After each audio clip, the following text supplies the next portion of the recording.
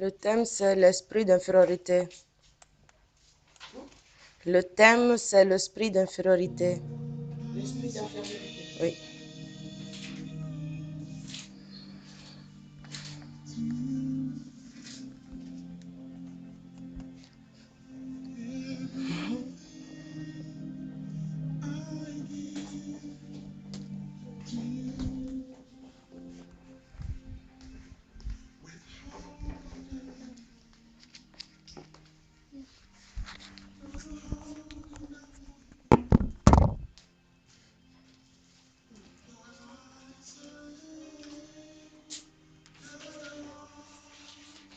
Nous allons prier pour la parole de Dieu afin que l'Esprit de Dieu nous conduise dans sa présence. Aïe. Et on va prier le Seigneur. Seigneur éternel, nous te disons merci pour ce moment. Nous te disons merci pour ta parole, Seigneur. Ce n'est pas la nôtre, c'est ta parole, mon Père. Éternel, conduis-nous, Seigneur. Conduis-nous, Seigneur, dans ta parole. Brise tout esprit démoniaque au nom qui s'oppose au monde de ta parole. Que tu les chasses de ce lieu au nom de Jésus, au nom de Jésus. Que ta lumière, que ton feu demeure dans ce lieu, demeure dans nos vies. Et que tu nous éclaires, que ta lumière nous éclaire, que ta parole nous éclaire, que ta parole nous illumine, que ta parole nous libère, Seigneur Jésus. Que ta lumière, Seigneur, brise les chaînes, au monde dans nos vies. Car ta parole est comme une épée à deux tranchants. Seigneur, libère-nous, Seigneur, et que tu nous enseignes. Brise tout esprit charnel, brise tout ce qui ne vient pas de toi, et que ton esprit nous conduise, Seigneur, au nom de Jésus. Amen. Nous n'allons pas tout lire, nous allons lire jusqu'au verset 12. Chacun va lire 3 versets. À partir de Christian, on commence. 17, 1. À partir du verset 1 jusqu'au 3. Chacun 3 versets. Ok. Les Philistins. Avec une voix forte. Les Philistins réunirent leur armée pour une expédition. Ils se rassemblèrent à Soko en Juda et ils établirent leur camp à Éphèse d'Ami, entre Soko et Azekah. De leur côté, Saül et l'armée d'Israël se rassemblèrent et campèrent dans la vallée du Térébenth. Puis ils se rangèrent en ordre de bataille face aux Philistins. Ainsi, les Philistins et les Israélites se trouvaient sur des hauteurs de part et d'autre de la vallée. Ok. Continue jusqu'au verset 7. Oui. Un soldat philistin s'avança hors des rangs pour lancer un défi aux Israélites. Il était de la ville de Gath et s'appelait Goliath. Il mesurait près de 3 mètres. Il avait mis un casque des jambières de bronze, ainsi qu'une cuirasse à écailles pesant 60 kilos. Il portait en bandoulière un sabre en bronze. Il avait aussi une lance dans le bois, était gros comme le cylindre d'un métier à tissu dont la pointe de fer pesait plus de 2 kilos. Devant lui marchait son porteur de clous. Toi, jusqu'au verset 10. Hein? C'est 3 versets. Toi, tu as lu jusqu'au verset 7. De 7 à 10. Toi, tu lis du verset 8 jusqu'au 11. Voilà. Ah, Goliath s'arrêta. Goliath s'arrêta. Oui, Je vas-y. lis la parole en deux. Goliath s'arrêta et cria aux soldats israélites, pourquoi vous êtes-vous mis en ordre de bataille? Je suis un Philistin, vous de sujet de Saul.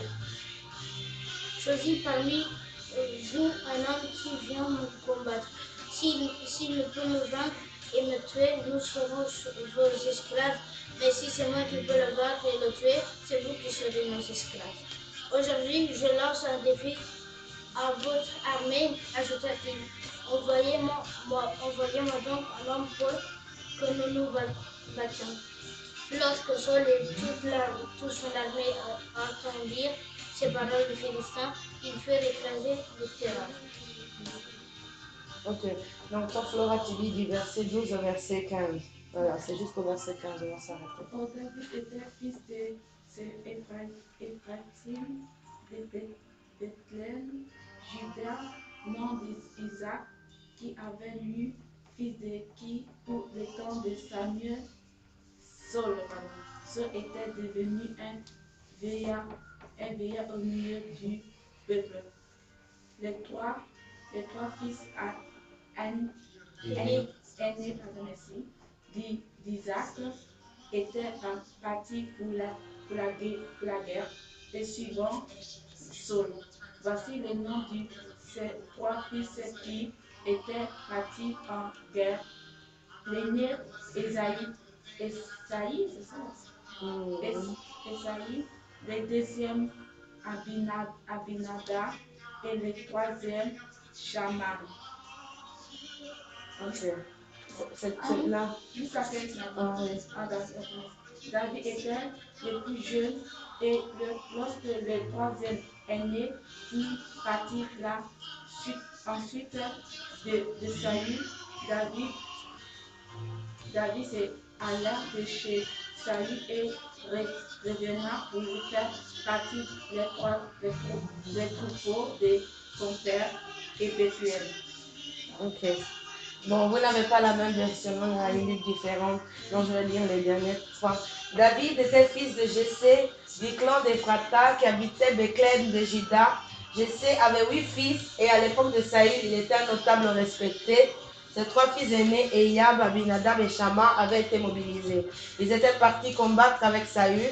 Quant à David, le plus jeune, il allait servir Saül et revenait régulièrement s'occuper des moutons de son père à Bethléem. C'est Saul. Saul, oui, Saul. Je suis désolée, Saul. Bon, avant de commencer, il faut savoir que chacun d'entre nous ici a un ministère précis. Avant de penser aux autres loisirs, aux autres domaines de la vie, il faut comprendre que chacun de nous est destiné à appeler à être serviteur, servant de Dieu. Vous comprenez ça? Voilà, avant de continuer. Maintenant, on va parler de l'esprit d'infériorité. Pourquoi l'esprit d'infériorité? Hier, on a parlé un peu de David. Le serviteur, il a un peu expliqué qu'est-ce que David était, qu'est-ce que David faisait avant de devenir roi. On a dit que ce que les gens rejettent le plus, ou ce que les gens ne considèrent pas, c'est ça que Dieu prend pour les élever. Donc, on a compris un peu ça. Donc, il a un peu expliqué l'histoire de David. Mais moi, dont je veux parler, c'est l'esprit d'infériorité. Pourquoi? Parce que l'esprit d'infériorité, c'est un esprit qui aujourd'hui fait ravage dans les églises, mais qui fait ravage aussi sur les chrétiens individuellement. C'est un esprit très, comment je vais dire, très contagieux, pire que la fièvre, pire que le rhume, c'est un esprit très contagieux. Donc ça veut dire que tu dois faire très attention avec qui tu parles, avec qui tu marches. Parce que si quelqu'un, comme le serviteur de Dieu disait, celui qui ne nourrit pas ta foi nourrit ton doute. Si tu es à côté de quelqu'un qui nourrit ton doute tous les jours, tu vas commencer à avoir le doute en toi. Ce qui ne doit pas avoir lieu dans un chrétien, chez un chrétien. Donc, David, qu'est-ce qu'il était? C'était un jeune, c'était le plus jeune de sa famille. Il était le fils de Jessé, du clan d'Ephrata. Et nous savons qu'en même temps, Saül était en train de commencer à faire des bêtises qui ne plaisaient pas à Dieu. On lui parlait tout le temps, mais il commençait à faire des bêtises qui ne plaisaient pas à Dieu. Donc Dieu, dans son plan, il avait déjà choisi quelqu'un d'autre pour régner à sa place. Et c'était David, ce dont tout le monde rejetait. On disait le berger qui s'occupait des moutons. Mais entre-temps, les gens ne savaient pas, même ses parents ni ses frères ne savaient que lorsque lui il était là en train de garder les moutons, l'Esprit de Dieu lui avait déjà donné un esprit de force, un esprit de supériorité par rapport à ses frères, qui faisait que lorsque un lion même venait, il les déchirait. Vous imaginez, aujourd'hui, quelqu'un avec ses 2 mains déchirer un lion, la bouche d'un lion. Vous imaginez ça? Est-ce que vous imaginez, vous, avec vos petites mains là, parce que, je ne sais pas si vous avez déjà eu l'opportunité de voir un lion face à face. Quand on était à Color, on en a vu un lion face à face lorsque le cirque est venu. La tête d'un lion, c'est énorme. C'est énorme. Il dépasse le canapé ici, juste devant. Sa tête, juste. Hein. Je ne parle pas du reste du corps. Sa tête. Alors là, s'il te prend avec la queue, c'est mort. C'est fini. T'es mort. T'es mort. Alors, juste la tête, c'est impressionnant. Alors, on te dit que David, avec ses 2 mains nues, il n'a pas pris d'engin, il n'a pas pris de marteau, il n'a pas pris un pistolet, un fusil, un kalachnikov. Il n'a pas pris juste ses 2 mains. Avec ses 2 mains, il déchirait les lions parce qu'ils osaient venir manger les brebis de son père. En temps normal, si tu vois un lion, tu le laisses manger, mange, prends tout, moi je me casse, je m'embête. Moi, je pense à ma vie. En temps normal, tu vois un lion, tu le laisses manger, mange. Même si c'est les brebis de mon père, il va en acheter des autres. moi je préfère garder ma vie. Normalement, c'est comme ça que tu réfléchis. Voilà. Mais lui, il n'a pas fait ça. Parce que sa responsabilité lui tenait à cœur. Donc, l'Esprit de Dieu lui a donné cet esprit de force pour combattre tous les lions, tous les gens qui venaient à chaque fois pour combattre ses brebis. Donc, il avait déjà l'esprit de supériorité. Maintenant, l'esprit d'infériorité, qu'est-ce qu'il vient à faire dans cette histoire? C'est que, entre-temps, il y avait des Philistins qui réunirent leurs armées pour une expédition et qui se rassemblèrent en Juda et établirent leur camp. Carrément, eux viennent dans le pays des gens tels qu'on voit aujourd'hui actuellement. Les Arabes, ils terrorisent tout le monde. Les djihadistes, ils terrorisent tout le monde. Chaque groupe islamiste extrémiste, on doit bien comprendre ça, islamistes extrémistes, mais surtout des terroristes, ils sont divisés en plusieurs groupes, mais ils se connaissent entre eux tous. On voit Boko Haram en Nigeria, ce sont tous des musulmans. On voit les djihadistes en Arabie Saoudite. On les voit chacun, ils opèrent sur différentes façons, mais pour le seul but, établir leur religion. On ne dit pas qu'il doit, mais c'est vraiment devenu une règle. Chacun, les gens doivent louer leur Dieu. Et ils commencent à tuer n'importe comment. Ils commencent à rentrer dans les églises. Eux qui disent qu'il faut respecter leur Dieu, ils ne respectent pas les dieux des autres. Ils rentrent dans les églises comme ça, ils tuent les gens. Ils tuent les chrétiens, ils les persécutent. À cause du fait seulement que tu viens à l'église, on te persécute. Donc, chacun aujourd'hui, on les voit, ils viennent, ils font ce qu'ils veulent. Ils ne demandent pas leur avis. Ils ne demandent pas l'avis des États, ils ne demandent pas l'avis des autorités. Ils viennent, ils établissent. Vous voyez, à Bruxelles, Anderlecht était déjà prise par les Arabes. Ce n'est pas un jugement, c'est pas, on va dire non, c'est raciste. Non, mais quand tu vas à Anderlecht, c'est entièrement arabe. Il n'y a pas de. C'est vraiment rare que tu vas voir vraiment des Belges habitant Anderlecht. Anderlecht était vraiment prise. Donc on les a laissés là-bas. Ils sont venus, ils sont campés, tels que les Philistins l'ont fait. Et de leur côté, Saül et l'armée d'Israël se sont rassemblés et campèrent dans la vallée du Térébinthe. Puis ils se rangèrent en ordre de bataille face aux Philistins. Donc c'était la guerre en gros. Ils étaient en train de se préparer pour se combattre. Parce qu'au temps avant, qu'est-ce que les gens faisaient? Ils se donnaient rendez-vous pour faire la guerre. Oui, il y avait un rendez-vous pour faire la guerre. Chacun vient avec son armée, on se place dans le même camp, chacun de son côté. Le jour J, on vient, on sort, et chacun, maintenant, on se prépare pour la guerre. Si vous avez vu l'histoire, il y avait vraiment des camps de guerre. Et chaque secteur du camp où les gens étaient établis avait un nom. Donc, je ne me souviens plus, mais au temps du Moyen-Âge, il y avait ces genres de camps de bataille que les gens qui se trouvaient à l'extérieur du château. Et donc, les gens se repèrent là au moment où les gens devaient s'asseoir. Même les ennemis, lorsqu'ils devaient venir, ils se plaçaient juste devant de ton château pour te dire, tant que ce n'est pas fini la guerre, on ne bouge pas. On est là. On ne bouge pas. Que le sang coule, qu'il ne coule pas, on est là. Parce que nous, on est venu vous déclarer la guerre. Et c'était comme ça. On s'envoyait des... Avant, ce n'était pas les textos, ce n'était pas les emails sur Facebook ou ça quoi, Twitter, tout ça. Non, c'était des lettres, on envoyait. On envoyait des gens avec des chevaux, ça prenait même des jours, des mois. Mais le but, c'est qu'on sache, on fasse savoir à l'adversaire qu'on a déclaré la guerre, on veut te faire la guerre. Parce qu'on veut ton territoire, parce qu'on veut être plus fort que toi. C'était comme ça au départ. Donc, c'était ainsi entre Saül et son ensemble, Saül, plutôt, et avec son armée et aussi l'armée des Philistins. Mais, comme on avait dit hier, on nous a dit que Goliath, c'était le plus petit de l'armée des Philistins. Donc, on a envoyé vraiment celui dont on s'imaginait que, en étant le plus petit pour eux, pour l'armée des Israélites, c'était le plus grand. Parce qu'ils n'avaient pas la même taille avec les gens normaux. C'était des géants. En temps normal, toi, avec quelqu'un qui a une taille de 2 mètres, quelqu'un qui fait du basket, toi, en temps normal, devant lui, tu ressembles à un nain. Moi, j'ai eu la possibilité de rencontrer des filles qui jouent au basket quand on était en Italie, vraiment qui étaient dans l'équipe nationale de l'Italie. Et donc, quand elles venaient s'entraîner, c'était énorme. Nous, en face de ça, tu es vraiment un nain. Tu es invisible, on ne te voit même pas. Tellement qu'elles sont vraiment énormes, elles sont vraiment géantes. Alors là, si elles mettent des talons, c'est foutu. C'est encore pire. C'est vraiment des girafes, c'est énorme. Donc imagine que non seulement eux, ça va, ils étaient normal, grandes, mais minces. Mais Goliath, on te dit qu'il était costaud. Costaud. Donc on te dit, par exemple, un catcheur tel que John Cena, tel que Battisterio, on te le met en 2 mètres. T'imagines un peu le truc? Est-ce que vous imaginez le truc? De te mettre, oui, je vais faire le genre, oui, viens. Tellement qu'on vient aujourd'hui, on fait les sketchs. Oui, viens. Pam, mort. Viens, pam, mort. Lui, juste avec un point, il t'a foutu la vie en l'air. Donc, on te dit qu'un tel comme ça, c'était juste le plus petit. Un genre une personne de cette façon, c'était juste le plus petit. Le plus petit.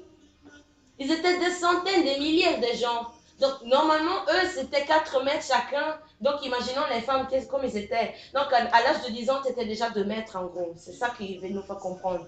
Parce qu'on ne sait pas l'âge que Goliath il avait. Mais quand on te dit qu'il était le plus petit de tout, disons, de tout son clan, de tout son truc, tu peux t'imaginer les autres comme ils étaient.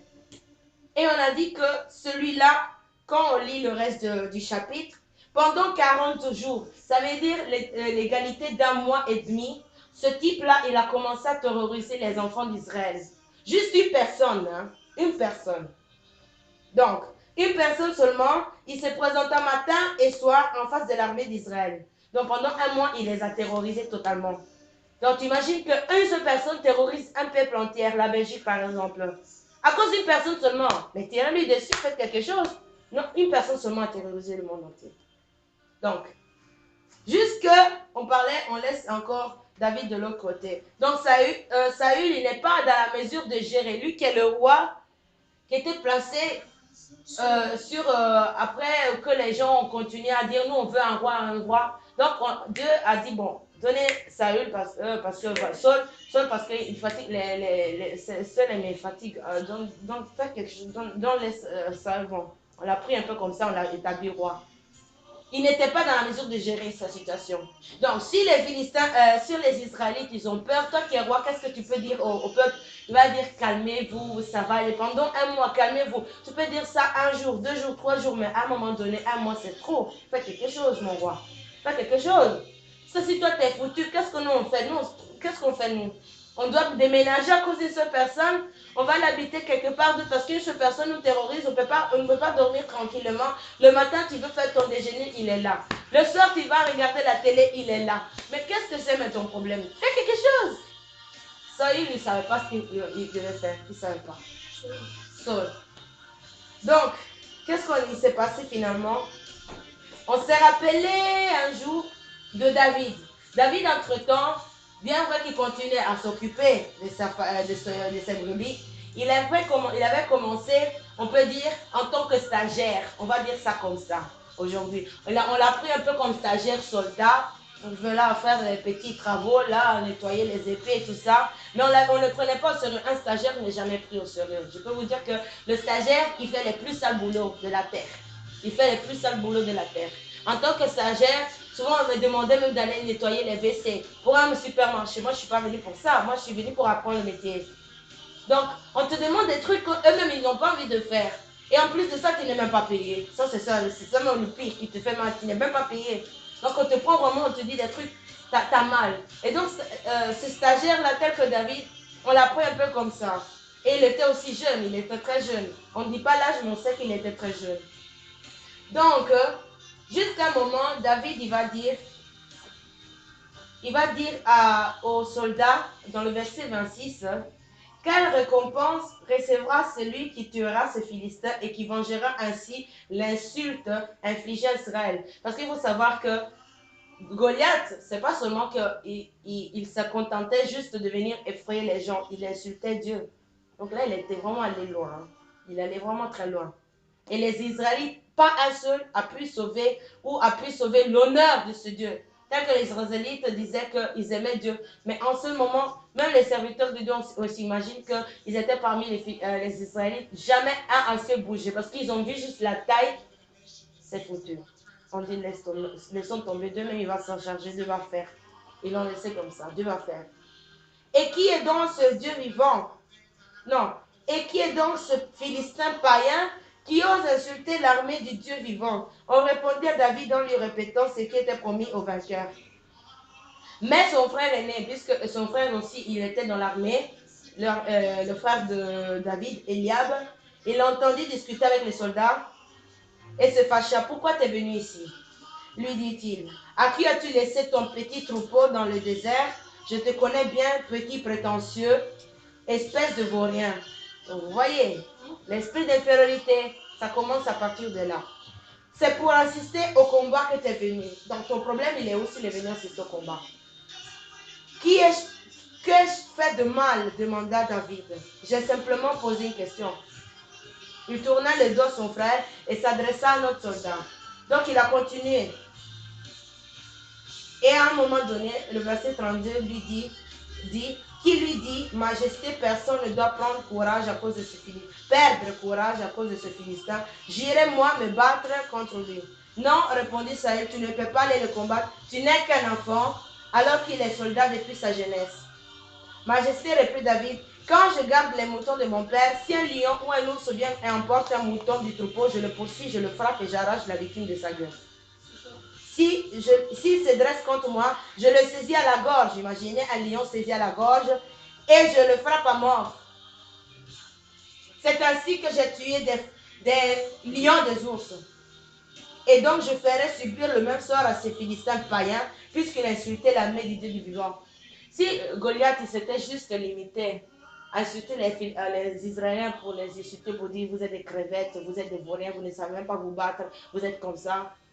Je ne pense pas que David se serait levé. Mais puisqu'il a aussi insulté Dieu, c'est pas rien là dont on parle, ce Philistin, dont on nomme Goliath, c'est là que ça a révolté David.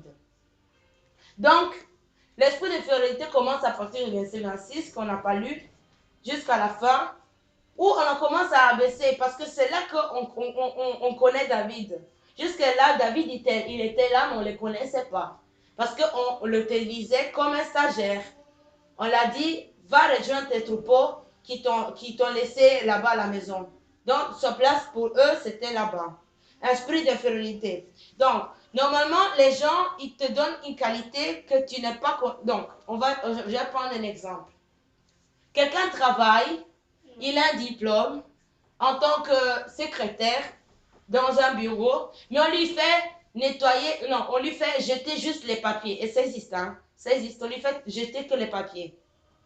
Parce qu'on invente les histoires qu'on doit créer des emplois aujourd'hui, il y a du tout, de tout. Mais toi, ta qualification, tu es sorti d'étudier, par exemple, 5 ans, et on te dit que toi, tu dois jeter que les papiers dans la poubelle. Ça, c'est quelqu'un qui... Même, il ne faut pas être intelligent pour faire ça. Tu jettes les papiers, tu vois que c'est ça, tu nettoies. Mais on te dit que non, toi, c'est ta fonction. Donc, c'est un esprit d'infériorité qu'on jette sur toi. La personne elle-même, elle ne se voit pas inférieure. La personne elle-même, elle sait qu'elle a des qualités. Elle sait parce que sinon, elle n'aura pas tenu le diplôme. Mais les gens te jettent un esprit d'infériorité dessus. Donc, c'est l'esprit volontaire passif. C'est l'identité que les gens te donnent. L'identité que David lui a donnée, c'est celui qui gère les troupeaux de son père. Et puis, c'est tout. Mais eux, ils ne savaient pas ce qu'ils faisaient de l'autre côté, là-bas, quand il y avait des dangers. Parce que Eliab, ni aucun de ses frères s'est jamais soucié pour dire, ah, mon petit frère, comme il se porte là-bas, puisqu'il est dehors avec les troupeaux, il neige, il pleut et tout, je vais aller le soutenir un peu pour dire, ah, ça va aller, je vais venir t'aider un jour. Jamais. Parce que sinon, Eliab, son frère, il aurait pu dire, ah, mon frère David, je sais que c'est comme ça, mais chose. Il a dit, qu'est-ce que tu es venu faire ici? Rejoins tes troupeaux. Donc, jamais Eliab, même son grand frère, s'est jamais soucié de dire, est-ce qu'il y a un lion qui est passé par-ci, chez ma maison, toi, mais tu ne sais pas que s'il y a un lion qui est passé dans ta cour, dans ton coin, dans ton jardin, tu ne sais pas, tu ne te soucies même pas de ça dans ta propre maison. Et c'est ton petit frère, là, le plus petit, qui a géré ça à ta place. Et tu te permets encore, parce que tu ne sais pas, de dire qu'est-ce que tu fais, va-t'en, vaurien. Vaurien, tu dis à ton frère que les vauriens. Donc, il a jeté un esprit d'infériorité sur sa vie. Il a dit qu'il n'est capable à rien faire. Et qu'est-ce que donc David, il ne s'est pas arrêté là. La première fois qu'il a demandé aux soldats, il a posé quelle est la récompense qu'on donnera à celui qui tuera les Philistins. Et les gens sont venus le rabaisser. Il ne s'est pas arrêté là. Il a continué, il a posé ça à quelqu'un d'autre. Jusqu'à ce que il s'est dirigé maintenant la troisième fois au roi pour demander maintenant, moi je vais y aller. Parce que les gens, je continue, je pose une fois, on me dit non, si vous rien, il faut retourner. Deuxième fois encore, je pose la question, donc c'est mieux que moi, mais je me présente à la personne directement et je parle avec la personne qui saura me donner la réponse. Et tu dis, moi j'agirai, je ferai maintenant. Parce que un mois est passé, il n'y a personne qui a rien fait. Personne. Donc on va attendre jusqu'à quel moment? On va attendre encore 6 mois. Une seule personne. On ne dit même pas que d'autres personnes se sont ajoutées à Goliath pour dire qu'ils sont venus un peu les effrayer, puisque de toute façon c'est mort. Une seule personne vous a vraiment tué déjà de frayeur. C'est quoi même vos problèmes? Moi-même j'irai. Donc, en étant qualifié par les gens, cela ne l'a pas empêché de faire ce qu'il était capable de faire en réalité. Si on te dit que tu n'es pas capable de faire ça, toi tu sais que tu es capable de le faire. Parce que les gens ne te connaissent pas encore. C'est ça le problème. Laisse-les parler, laisse-les dire tout ce qu'ils veulent, mais toi, en l'intérieur de toi-même, tu sais que tu es capable. Souvent, à l'école, quand on était à l'école, les gens pensaient que voilà, la fille, elle vient de l'Italie. Je ne parlais pas trop à l'école, donc je regardais souvent les gens, ils faisaient les bêtises, tout, donc je ne les regardais pas. Mais, j'ai de vous dire un truc. Pendant 4 ans, quand on est venu ici, la première année, elle était dure. J'en avais marre. Je ne voulais plus continuer l'école. J'ai dit à maman, j'ai dit, je vais arrêter l'école parce que moi, j'en ai marre. J'en ai marre parce que les gens ici m'énervent. Parce qu'ils te rabaissent, j'ai jamais vu ça en Italie. C'est vraiment humiliant. Ça fait vraiment souvent, tu penses à certains trucs que les gens te disaient en face, ça faisait vraiment mal. Tu avais envie de pleurer souvent. Mais devant la situation, souvent, tu prenais ta rage et tu disais certaines choses aux gens. Mais souvent, après, tu repensais, tu disais, tu avais mal. À un moment donné, j'ai dit, je vais arrêter. Parce qu'en plus de ça, la première année, qu'est-ce qu'ils voulaient faire? Ils voulaient me recaler en 3e. Donc, moi, j'ai fait déjà ma 3e en Italie et j'ai eu mon diplôme. Je ne vais pas revenir faire ça encore ici. Ça, quand ils m'ont dit ça, j'ai dit, j'arrête, c'est bon. Donc, elle m'a dit, non, ça va aller. On a prié et donc, Dieu a permis que je reste en 4e. Mais puisque j'avais pas envie, je n'étais pas motivée du tout. Et puisque surtout, ce qui ne m'a pas motivée, c'est que les gens te rabaissaient tous les jours à l'école. Quand tu te venais, tu pointais à 8h30, on commençait directement à t'insulter jusqu'à 16h. Donc, toi, tu es seul dans une classe. Tout le monde a ses amis dans le groupe. Toi, tu es seul dans ton groupe. Donc, à un moment donné, pendant 1 an, je peux te dire que tu craques. Surtout si c'est la première année, que tu as la langue que tu dois apprendre. On te dit qu'il y a le néerlandais. Tu as tout plein de choses que finalement, tu en as marre. Donc, j'ai même plus étudié et j'ai raté mon année. Mais la 4e année d'après, j'ai dit, première année, la première jour, je vais reprendre mon dessus sur les gens. Je vais refaire ce qu'ils pensent ces choses. Et qu'est-ce que donc, les autres, ils sont partis en classe supérieure. Il y en avait 2 qui avaient raté avec moi. Et donc, on était dans la même classe. Mais les gens qui sont venus l'année d'après, là, moi, je pensais que ça allait être mieux. On allait peut-être devenir amis. C'était eux-mêmes les pires, mes ennemis. Parce qu'au départ, ça commence bien les premiers jours d'école. On est là, salut, toi, tu t'appelles comment? On commence à parler, tout ça. Mais après, ils commencent à eux-mêmes t'insulter. Donc, je pensais que ma douleur était finie la première année. Non, ça a recommencé la 2e année d'après. Et qu'est-ce qu'ils ont fait? Ils ont continué donc en 4e, 5e et 6e jusqu'à l'année passée. Donc, moi, j'ai dit quoi? C'était tout un groupe d'Arabes. Hein. Et il y avait une fille belge qui était là. Donc, moi, j'ai dit, Seigneur, toi, tu t'en charge. Parce que moi, je ne vais pas parler. Parce que il y a la 4e année, franchement, à un moment donné, il y a un jour qu'il y a une fille même qui voulait vraiment me taper. Donc, je dis, toi, tu ne me connais pas. Il ne faut même pas faire ça. Ce jour-là même, c'est l'éducatrice qui est venue nous arrêter. Parce que sinon, j'allais la limer devant tout le monde. Elle n'allait rien comprendre. Donc, ce jour-là, elle m'a énervée. Elle m'a énervée parce qu'elle voulait vraiment me taper. Elle dit, non, je vais te taper. J'ai dit, ah bon, tu vas me taper? Là, mais tu ne devais même pas dire ça. Quand je lui ai dit ça comme ça, je me suis levée. Où j'étais assise là. Parce qu'elle parlait, je la regardais comme ça. Quand elle m'a dit, tu vas me taper, j'ai dit, ah bon, tu vas me taper? Tu vas voir, on va voir. Donc, ils faisaient leur truc. Ils voulaient se mettre après ensemble pour venir me taper après à l'école, en dehors de l'école. Mais j'ai entendu, ils étaient à côté de moi. Il y a une fille qui a dit non, laissons tomber. Parce que moi, je sais qu'après, elle va appeler d'autres personnes pour venir me taper. Donc, elle avait peur de moi. Elle faisait ces trucs, mais elle faisait ça pour se donner confiance à elle-même et pour avoir plus d'amis. Elle voulait que moi, je m'éloigne. Je vais me demander. Et pendant plusieurs temps, je me suis demandé, mais qu'est-ce que je lui ai fait? Je lui ai rien fait. Mais c'est ces esprits. Finalement, qu'est-ce que j'ai fait? J'ai prié. 6e année, là, c'était dur parce que c'était le diplôme. Donc, ils nous ont vraiment éconcés avec les travaux et tout ça. Mais je dis, Seigneur, tu vas te venger. Parce qu'ils se sont moqués de moi pour rien. Tu disais un truc où tu le disais de façon avec ton accent italien, tout ça, ils se moquaient. Donc, je dis, Seigneur, tu vas te venger. Qu'est-ce que ça peut passer? Tous les gens qui se sont moqués de moi, là, ils ont tous raté l'année. Tous raté l'année. Tous. Il n'y en a pas un qui n'a pas raté. Tous. Tous les groupes d'Arabes qui se moquaient de moi, ils ont tous raté. Et le jour qu'on devait prendre le bulletin, là, ils n'ont même pas su me regarder dans les yeux. Et en mode Christiane, donc Christiane en plus, Christiane, il était dans le groupe là. Et lui aussi, il avait raté. Il a raté en plus. Maintenant, il veut faire l'ami. Ah, moi-même, je savais que tu allais réussir. Oh. Aujourd'hui, tu vas me dire que je savais. Je ne l'ai même pas regardé. Je l'ai regardé du haut jusqu'au bas, puis je ne l'ai même pas regardé. Et puis, il me dit, ah, maintenant, c'est comme ça que tu fais. Je dis, moi, aujourd'hui, c'est comme ça que tu fais. Tout ce que tu m'as fait toute cette année, l'année d'avant, là, tu te rappelles pas. Il ne faut pas venir faire le jeu avec moi. Je ne l'ai même pas regardé, mais je suis venue prendre mon truc, je me suis passée. Et quand les deux filles, surtout la fille, donc la fille qui est vraiment a commencé tout le truc là pour me chose, elle n'avait même pas le courage de me regarder. Quand elle m'a vu même, elle a dit on se casse. Je n'ai même pas chose. Parce que de toute façon, les gens, la personne a raté.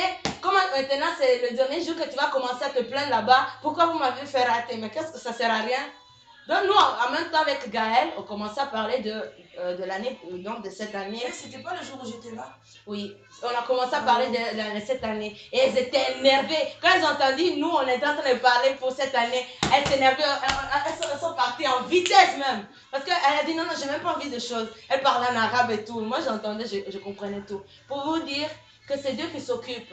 Et ils ont voulu peut-être me donner une image pour dire que, de toute façon, elle parle italien, elle va rien comprendre des cours. Parce que plusieurs fois, on m'a dit, non, mais toi, tu comprends pas les cours en italien et tout, en français, comment ça se fait? J'ai dit, vous ne vous inquiétez pas, parce que vous ne savez pas.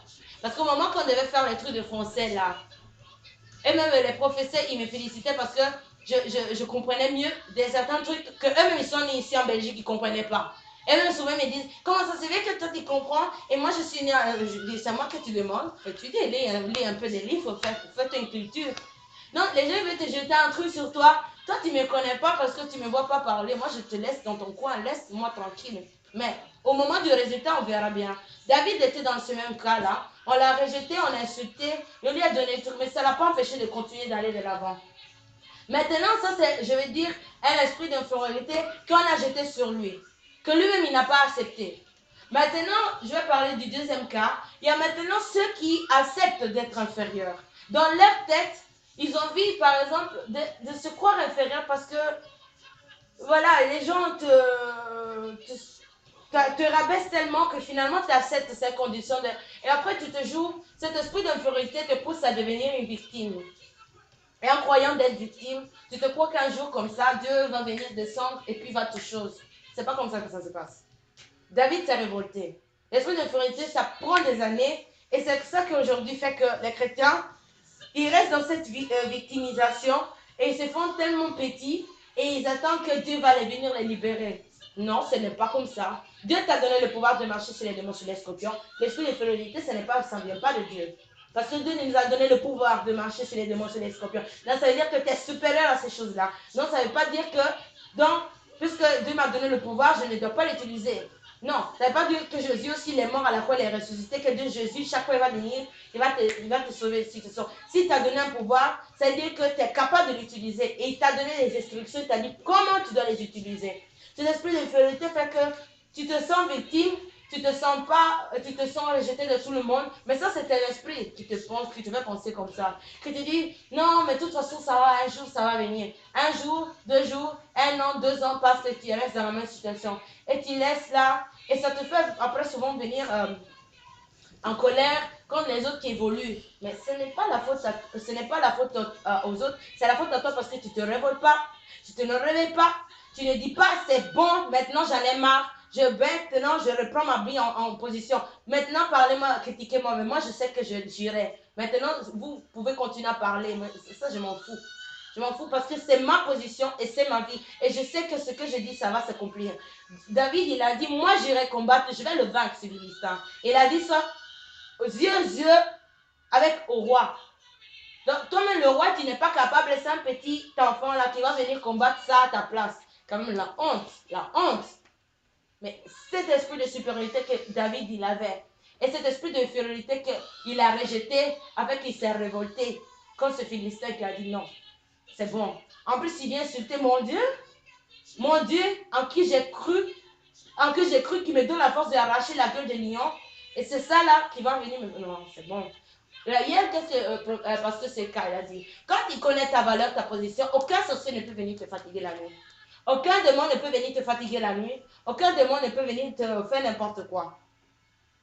Voilà, on va passer quand j'étais là-bas, à truc là, à Namur, il y a 2 jours.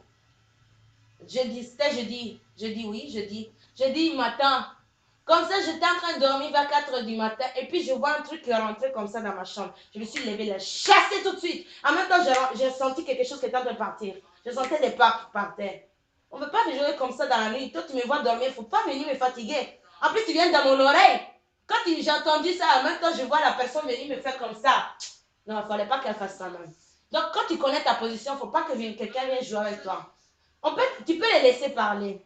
Mais tu restes dans le silence et tu continues à prier. Et le reste, Dieu même va agir. Mais en même temps, il faut que toi-même tu fasses ta part. Parce que sinon, Dieu ne va pas se lever dans son trône et puis va venir terrasser le Goliath à ta place alors qu'il t'a donné le pouvoir. Non, ce n'est pas comme ça que ça se passe. Non, cet esprit d'infériorité aujourd'hui, il est très dangereux. Parce qu'aujourd'hui, ça en fait toute l'église. Et après, on s'étonne, oui, mais Dieu même, il ne m'aime pas. Dieu même, il ne me répond jamais. Dieu même, il ne me fait pas. Mais tu fais quoi et puis Dieu n'agit pas. Moi, les gens comme ça, quand ils me parlent comme ça, je les dégage de mon chemin. Parce que je dis qu'ils n'ont rien compris de la parole de Dieu. Arrêtez de faire les victimes. Dieu n'aime pas les victimes. Parce qu'on dit le paresseux ne mérite pas son salaire. C'est celui qui travaille qui aura le salaire mérité parce qu'il aurait travaillé. Tel que le paresseux qui se croyait inférieur par rapport aux autres. Quand on parle de la parabole des talents, il se croyait inférieur parce que lui, il avait reçu juste un petit sac de monnaie et les autres, il avait reçu de gros trucs. Les autres, ils ont travaillé, ils ont fructifié ça, ils ont doublé le profit. Et quand le maître il est revenu, il leur a donné en double. Mais celui qui s'est dit, non, moi, on m'a donné juste 2 € et les autres, tu les as donné 100 €, à l'autre, il a donné 500 €. Qu'est-ce que moi, je vais faire avec 1 € puis ça va produire? S'il était intelligent, s'il n'était pas paresseux, s'il ne se croyait pas inférieur par rapport aux autres, il aurait fructifié ça. Qu'est-ce que l'autre, il a fait? Quand le maître est venu, il a repris ce qu'il avait donné, il a donné à celui qui avait fructifié le plus. Donc, l'esprit de supériorité te pousse à dire que moi, de toute façon, Dieu va faire. Dieu va faire et c'est lui qui va agir. Et je préfère rester dans cet contentement, dans mon petit coin, dans mon truc. De toute façon, Dieu va m'aider. Puis tu te joues toujours la victime, tu te joues toujours celle qui a plus de problèmes alors que c'est l'esprit qui te pousse à avoir de telles pensées. Tu dois rejeter ça dans le nom de Jésus. Dans ton milieu, dans ton groupe, tu ne dois pas te dire moi. Après, il ne faut pas que ça devienne un orgueil pour dire moi je monte sur les autres. Mais tu dois reconnaître ta valeur, ton identité. Ton identité, c'est différent de dire je me montre, je me fais celle qui non. Parce que tu peux parler beaucoup et puis n'a rien à voir au fond de toi. Mais ça veut dire que tu connais ta position et que personne ne peut venir te rabaisser. Et même s'ils essaient de venir te rabaisser, cette parole glisse sur toi parce que tu connais ta position. Tu connais ta position. Et même l'année passée, même quand il parlait finalement, je l'ai regardé, j'ai dit toi tu me fais rire parce que tu ne me connais pas. Déjà, je suis plus grand que toi. Tu ne sais pas qu'est-ce que j'ai fait. Tu ne sais pas d'où je viens. Donc, souvent les gens parlaient, je les regardais, je rigole parce qu'ils ne savent pas.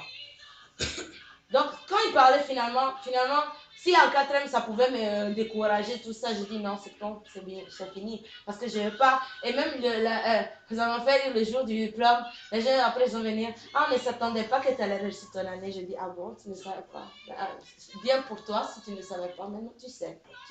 Tu vois, non, tu vois. Donc, finalement, les gens, ils pensent que tu seras comme ça. Mais tout dépend de toi d'abord. Si tu te lèves, tu détermines tout ton truc, tu détermines ta position par toi-même. Et Dieu même, quand il connaît, il sait que quand tu vas parler avec assurance, lui, il est obligé de te exaucer. Donc David, quand il a parlé de cette façon, il a fait ça pour la cause de Dieu. Surtout, il a fait ça pour la cause de Dieu. Il n'a pas fait pour que en moi, comme ça que la prochaine fois, mon frère, il ne va plus me parler. Comme ça, la prochaine fois, lorsque mon frère va... Non, il a fait ça pour la cause de Dieu. Parce que si on n'avait pas insulté Dieu, il ne se sera pas levé. Parce que la cause qui fait qu'il s'est révolté était bien écrite noir sur blanc. On n'a pas dit qu'il a fait ça pour pure vengeance, comme ça. Non, il a fait ça parce qu'on a insulté ce type, il a insulté Dieu. Donc, l'esprit d'infériorité, pour terminer, c'est un esprit qu'il faut chasser avec assurance. Parce que si t'empêches aujourd'hui d'évoluer, c'est foutu d'avance. Si tu ne le chasses pas, c'est vraiment un esprit qui infeste les pensées et les cœurs. Et cet esprit d'infériorité même te pousse souvent à douter même de la présence de Dieu. C'est un esprit vraiment très impoli, je veux dire, vraiment impoli. Parce que les esprits de monarque sont tous impolis. Ce sont des esprits très impolis. Il vient aujourd'hui mettre des pensées dans la tête des gens. Non, tu ne dois pas faire ça. Non, de toute façon, ça ne sert pas. Ton Dieu va faire ça. Et puis, tu vois les gens qui ne sont pas riches. Tu vois les gens qui ne sont pas choses. Et puis après, ils commencent à devenir jalouses de leurs frères. Parce que de toute façon, ils se disent que moi, ce n'est pas pour moi le truc. La bénédiction n'est pas pour moi. C'est toujours pour les autres. Après, tu commences aussi à te poser la question. Pourquoi moi, je ne suis jamais béni et les autres, oui. C'est un esprit qu'il faut chasser avec assurance. Et si tu le chasses, au moment que tu l'auras chassé, tu demanderas après au Saint-Esprit de te renouveler avec un esprit supérieur et de force tel qu'il a été donné à Gédéon. Tel qu'il a été donné à Gédéon pour combattre ses ennemis. Tel qu'il a été donné à Josué de combattre ses ennemis. Donc, cet esprit d'infériorité doit partir de la vie des enfants de Dieu. Et on va demander maintenant que Dieu nous renouvelle, que nous libère. Si on avait ces pensées d'infériorité, si on avait ces pensées choses, que Dieu nous libère. Si tu es dans un groupe où les gens t'humilient tout le temps, tu vas prier aussi pour ce groupe-là et que Dieu même vraiment, il fasse vraiment ce qu'il doit faire afin que vraiment son nom soit glorifié. On va se tenir debout et on va prier. Il est presque 13h, on va conclure.